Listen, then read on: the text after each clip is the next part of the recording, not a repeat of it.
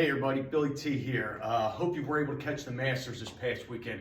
Man, what an amazing display. Rory was just phenomenal, and what an accomplishment to be in that tier of those people that actually won a Grand Slam like that. One thing I noticed though that, and maybe you saw this, is that Rory was averaging about 330 off the tee. One of his longest drives was like 370.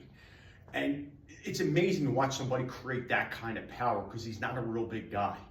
But I think there's something that all of us can take out of him. Obviously, we're not going to hit it that far. But one thing that you had to take notice of is how much his hips and his pelvis actually rotates through the golf swing.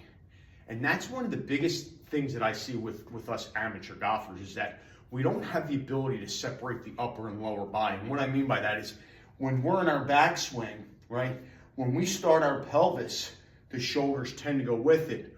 Or when the arms drop, everything moves as one unit. And yeah, it's effective. We'll hit the ball straight like that. But to really create the power, we need to separate the upper and lower body.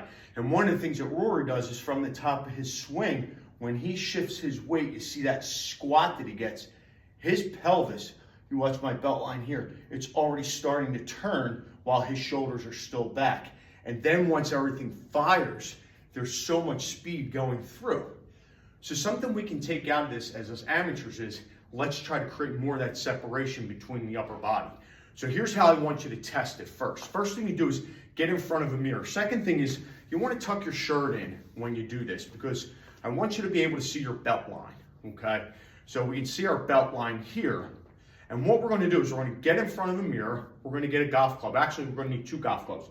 You're going to lay one on the floor, one's go across your shoulders. We're going to get into our golf posture. Now this club is going to line up with the club on the ground and it's going to stay there. What I want you to do in the mirror is try to keep this club in line with the one on the ground and rotate your pelvis. Now, a couple things is, one, you may not be able to do that. Two, if you can get good rotation, I want you to watch how much your knees have to shift when you do that. You can see my knees are moving, but that's because my pelvis is pulling it. But you can see my belt line moving side to side. The other, round and round. The other thing you're going to see is the side to side motion, okay? If you're doing that, that's going to show up in your golf swing as more of a tilty type thing versus rotation. You have to be able to rotate to create speed. So once you identify, can you do that or not, and what that looks like is, the exercise to help facilitate more of that separation is really usually hip related. We don't have enough internal rotation in the hips. So how we're going to do this is we can just put our club on the ground now. You want to start with your feet about hip to shoulder width apart. I like a little wider, about shoulder width. And what I want you to do is from here, hands on the hips, we'll start with the back with the right foot. And we're going to turn that foot in as much as we can without our pelvis going. So belt buckle stays straight. We're going to turn that foot in as much as we can. Then from there, we're going to rotate the pelvis the other way. You're going to feel a huge stretch in that hip. We're going to unwind the pelvis, straighten the foot out. Do it again. Turn it in, rotate the pelvis over there. So what we're doing is we're creating that pelvic separation. That starts at the hip, okay? Then you're going to switch sides. Do your opposite foot. So again, turn it in as much as you can and then rotate away. Come back, turn the foot out. Turn it in again, rotate the pelvis. So you're trying to rotate over that foot.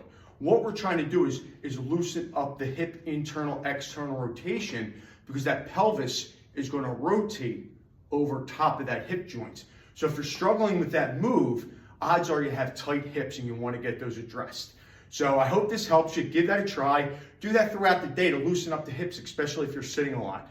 And if you click on the link below, you can schedule a free consultation with me and I can assess all that stuff and give you some drills to do at home.